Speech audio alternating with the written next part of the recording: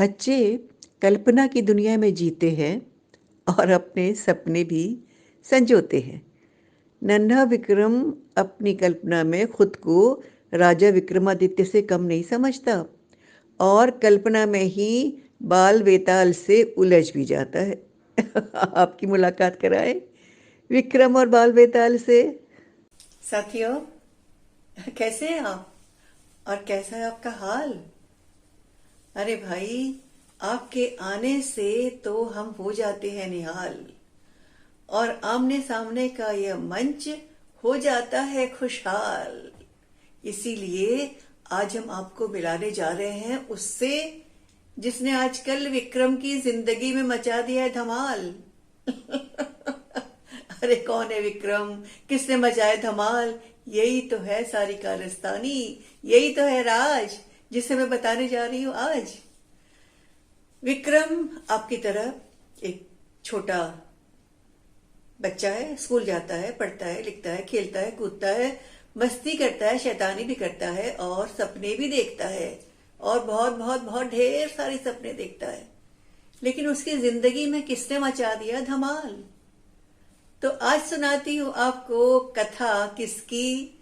विक्रम और बाल बेताल। बाल बेताल कौन है, क्या है, कहां से आया? सुनिए सुनिए सुनिए, कहानी में बढ़ते हैं आगे और देखते हैं क्या क्या होगा।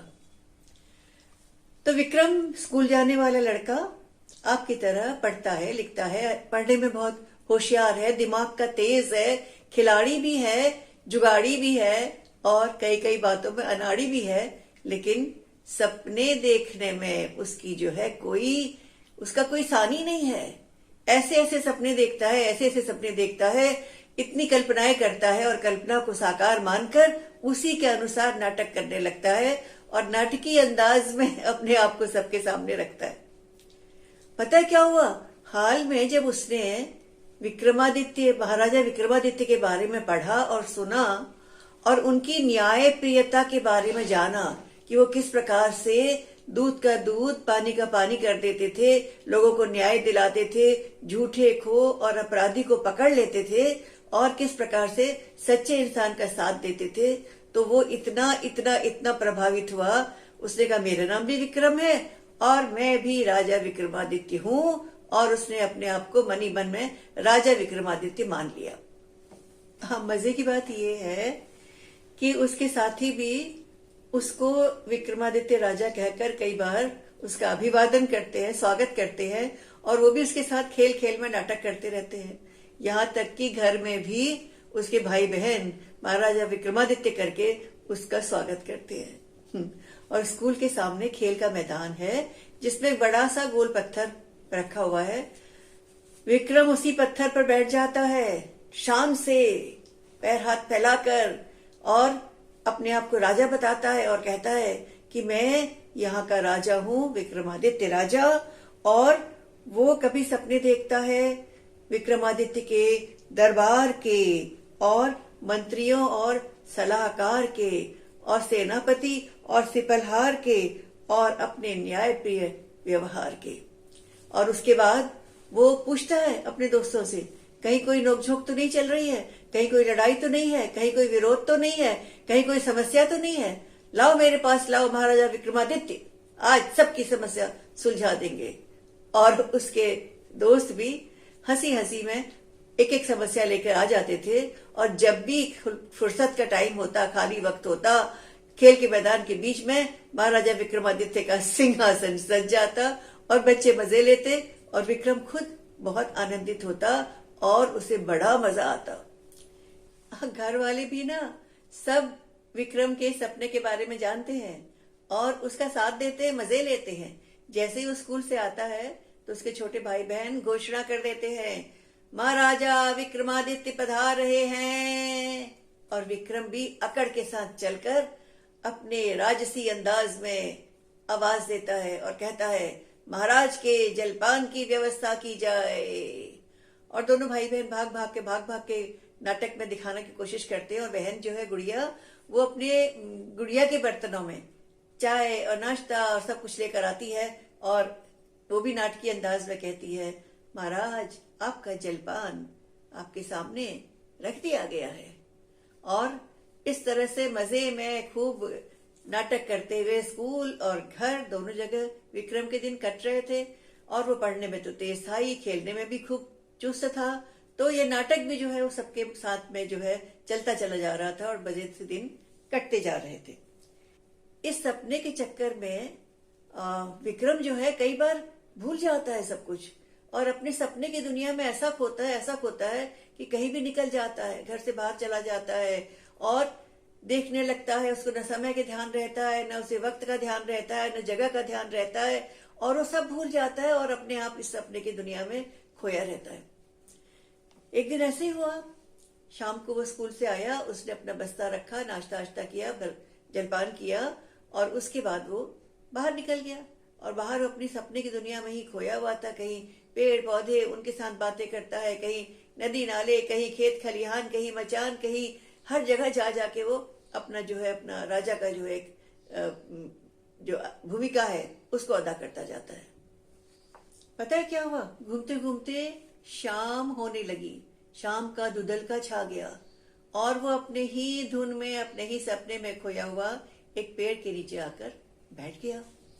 और वो अपने धुन में ही था, सपने में ही था, अपनी सोच में ही था, कल्पना में ही था कि एक आवाज आई, आज महाराजा विक्रमादित्य सही ठिकाने पर पहुंच गए हैं। विक्रम चौंका, अरे कहां से आवाज आ रही है? ये कौन बोल रहा है? कहीं कोई नजर नहीं आया। कौन हो भाई, कौन हो भाई? आवाज हंसने लगी। कहां से आवाज आ रही थी? पेड़ के ऊपर से। विक्रम ने झांक कर ऊपर देखा, विक्रमादित्य महाराज पधारिए पधारिए आवाज आई। उसने सोचा जरूर ये कोई मेरा शैतान साथी है जिसने कुछ उटपटांग हरकत की है, क्योंकि उसकी इस इच्छा के बारे में, सपने के बारे में तो स्कूल में भी सबको मालूम था। तो उसने सोचा जरूर कोई शैतानी कर रहा है और झटपट कहाँ चढ़ गया? पेड़ के ऊपर। कोई बच्चा तो वहां नहीं था, कोई साथी भी नहीं था उसका, लेकिन हाँ एक पुतला उल्टा लटक रहा था। विक्रम सोचने लगा जरूर ये मेरे किसी दोस्त की साजिश है, उसने इस तरह का एक खुराफात करने का कुछ इरादा किया हुआ है। और उसने क्या सोचा? उसने कहा आओ भाई, कौन हो तुम, कहां से बोल रहे हो, कौन बोल रहा है? और उसने जैसे ही उस पुतले को उठाया, क्या हुआ? वो पुतला तो उछल के उसके कंधे पर बैठ गया। अरे कौन हो, कौन हो, कौन हो, कहाँ कहाँ, हटो हटो हटो, चिल्लाया। कौन? विक्रम। और वो पुतला जो है वो हंसा। अब तो मेरे चंगुल में आ गए हो विक्रमादित्य। तो कौन हो तुम, कौन हो तुम, कौन हो? विक्रम ने पूछा। तो उसने कहा तुम विक्रमादित्य बनने के सपने देखते हो, विक्रमादित्य का न्याय सिखाते हो और उसके बेताल को नहीं जानते? जो विक्रमादित्य और बेताल की कहानी इतनी प्रचलित है, उन कहानियों वाले बेताल को नहीं जानते तुम? तो विक्रम ने कहा जानता तो हो, पर वो बेताल तो बड़ा सा होता है, तुम तो बिट्टे भर के, 2 बिट्टे के छोटे से हो। तो बेताल ने कहा मैं बाल बेताल हूं, तुम भी तो छोटे से विक्रम हो, तुम बच्चा विक्रम हो, बच्चे राजा हो, तो मैं बाल बेताल हूं। ठीक है, मुझे नहीं करनी तुमसे कोई बात, तुम होगे बाल बेताल हो तो बाल बेताल, गुरु घंटाल तो गुरु घंटाल। मुझे घर जाना है, घर में सब चिंता करेंगे, वहां मेरी क्लास लग जाएगी, उठक पटक करनी पड़ेगी और कान पकड़ाई हो जाएगी।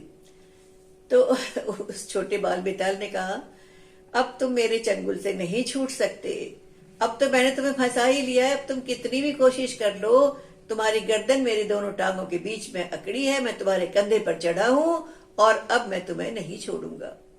चलो कुछ बात करते हैं। तो विक्रम झुझलाया, उसने कहा नहीं मुझे नहीं करनी कोई बात, चटो हटो जाओ यहां से। तो उसने कहा जाने वाला तो मैं नहीं हूं, लेकिन चलो अच्छा एक कहानी सुनाता हूं। तो विक्रम ने पूछा ठीक है, कहानी सुना के तो छोड़ दोगे ना? कहानी सुनाने के बाद तुम अपने रास्ते, मैं अपने रास्ते। तो बाल बेताल बोला मैं बाल बेताल भी नहीं, गुरु घंटाल हूं। कहानी सुनाने के बाद देखूंगा कि तुम छोड़ने लायक हो भी कि नहीं हो। और उसने कहा अच्छा चलो शुरू करता हूं कहानी। बहुत बहुत पुरानी समय की बात है। एक बहुत बड़ा वैज्ञानिक था। क्या था? वैज्ञानिक जो खोज करते हैं, चीजों का पता लगाते हैं, नए नए नियम को बनाते हैं और उन नियमों के अनुसार तरह तरह की नई चीजें, आविष्कार ये सब करते हैं। तो वो वैज्ञानिक था, उसका नाम क्या था? उसका नाम था कैम्फी बायो। क्या नाम था? कैम्फी बायो। कैम्फी बायो कोई विदेशी नाम लगता है। चुप रहो चुप रहो, बीच में मत टोकरो। बीच में टोकोगे तो मैं तुम्हें नहीं छोड़ूंगा। सुनो कहानी ध्यान से।